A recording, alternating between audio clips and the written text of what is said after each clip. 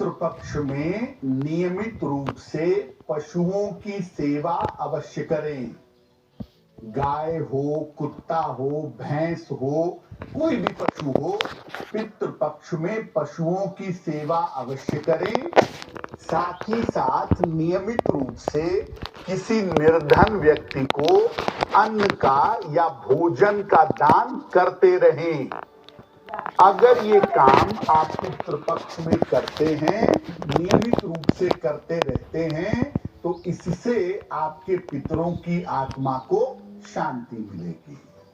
और चलिए बात पंचांग की कर लेते हैं। तो 3 अक्टूबर का पंचांग क्या कहता है, जानते हैं पंडित जी से।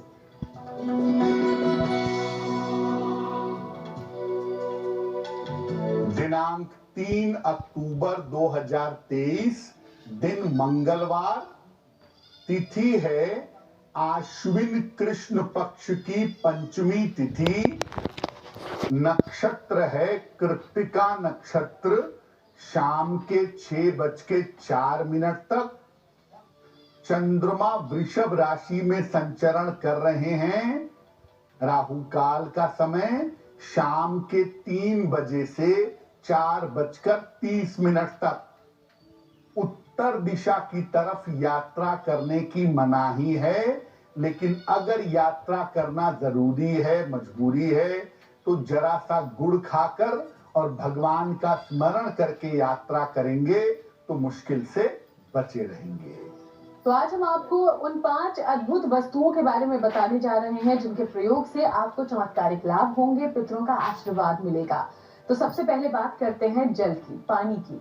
आखिर जल का मानव जीवन में महत्व क्या है, इसको हम कैसे समझें और पितरों से इसको कैसे जोड़ा जाए, ये समझते हैं पंडित जी से।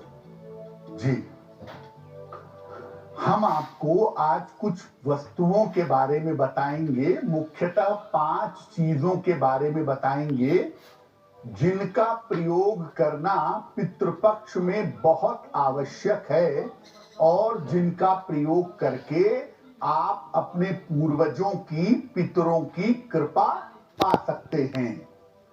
सबसे पहले जो वस्तु है वो है जल। जल का महत्व क्या है और पितरों से इसका संबंध क्या है?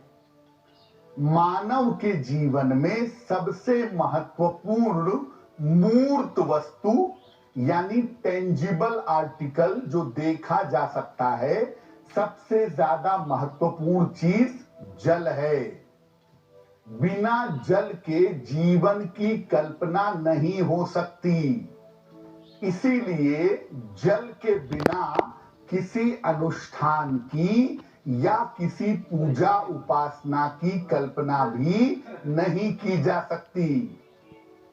जल में खड़े होकर अपने हाथों की अंजुली में जल लेकर पितरों को जल देना सर्वोत्तम होता है।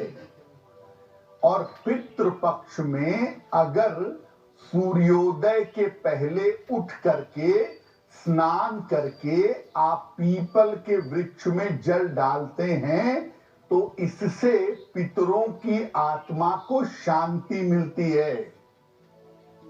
पितृपक्ष में अगर जल की बर्बादी की जाए तो पितृ पूजा स्वीकार नहीं करते।